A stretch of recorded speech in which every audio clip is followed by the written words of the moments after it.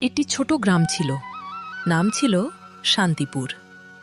সবুজ ধান ক্ষেত, নদীর ধারে পাখির ডাক আর মাটির ঘ্রাণে ভরা সেই গ্রামে বাস করত দুই বন্ধু, রাহুল আর কারিম।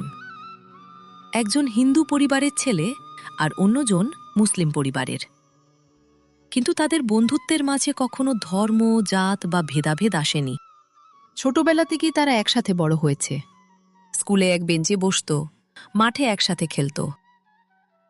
করিম, আজ স্কুল শেষে নদীর ধারে যাবি তো? অবশ্যই যাব, তবে আগে গাছের আমগুলো দেখে নিতে হবে, কালকে কয়েকটা পেকে যেতে পারে। তাদের হাসি আর দুষ্টুমি পুরো গ্রামকে আনন্দে ভরিয়ে রাখত।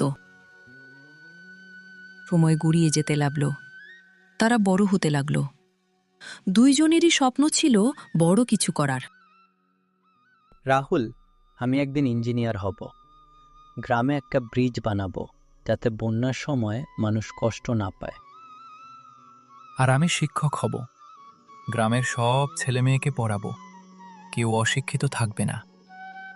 তাদের স্বপ্ন ছিল আলাদা, কিন্তু লক্ষ্য ছিল এক, গ্রাম আর মানুষের জন্য কিছু করা। কিন্তু জীবন সবসময় সহজ পথে চলে না। একদিন করিমের বাবার ব্যবসা বন্ধ হয়ে যায়, পরিবারে শুরু হয় আর্থিক সংকট। রাহুল, এখন পড়াশোনা চালানো কঠিন হয়ে যাচ্ছে। চিন্তা করিস না করিম, আমি আছি তো। আমরা একসাথে সব পার করব। কিছুদিন পরে রাহুল শহরে পড়তে যাওয়ার সুযোগ পায়, কিন্তু করিম গ্রামে আটকে পড়ে যায়। তুই চলে যাবি, আমরা আবার আগের মতো একসাথে থাকতে পারবো না। দূরত্ব কখনো বন্ধুত্ব ভাঙতে পারে না করিম, আমরা সব সময় বন্ধু থাকব।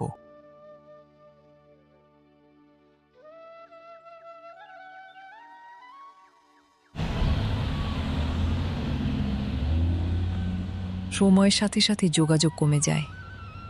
রাহুল শহরে ব্যস্ত হয়ে পড়ে, করিম গ্রামে সংগ্রাম করতে থাকে। ধীরে ধীরে ফোন কল, মেসেজ সব কমে যায়।